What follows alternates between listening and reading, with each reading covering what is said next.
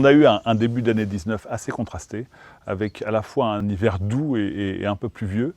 Ensuite, on a eu un épisode de gel le 5 avril très important, dont les conséquences ont été encore plus marquées dans le Mâconnais. S'en est suivi une floraison assez longue finalement, avec du vent, du froid, de la pluie, et qui a eu pour conséquence de faire des raisins assez lâches, et surtout des petites baies assez milrandées. L'été est arrivé avec une vraie sécheresse qu'on a tous connue, et puis début août, on a eu quelques événements pluvieux qui ont été plus ou moins marqués dans certaines parties du vignoble bourguignon et qui ont eu pour conséquence de débloquer le cycle végétatif de la vigne et la maturation des raisins. La conséquence ensuite d'un été assez chaud, ça a été le fait d'avoir eu un phénomène de grillure sur certaines vignes qui a pu endommager un certain nombre de raisins.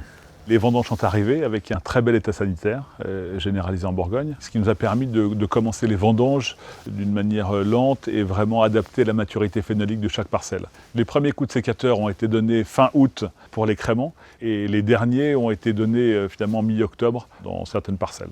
Aujourd'hui, les vins commencent à être entonnés et l'élevage de notre millésime 2019 commence. On a effectivement cette année des volumes en baisse par rapport à 2018. La vraie surprise de ce millésime 2019, c'est que même après cet été assez chaud, on a produit des vins avec beaucoup de fraîcheur. Les milrans nous ont amené de la vivacité d'une manière très importante et ça a produit des vins à la fois avec du fruit, de la gourmandise, de l'équilibre et de la vivacité. Des vrais vins de bourguignon qu'on aura plaisir à vous faire partager.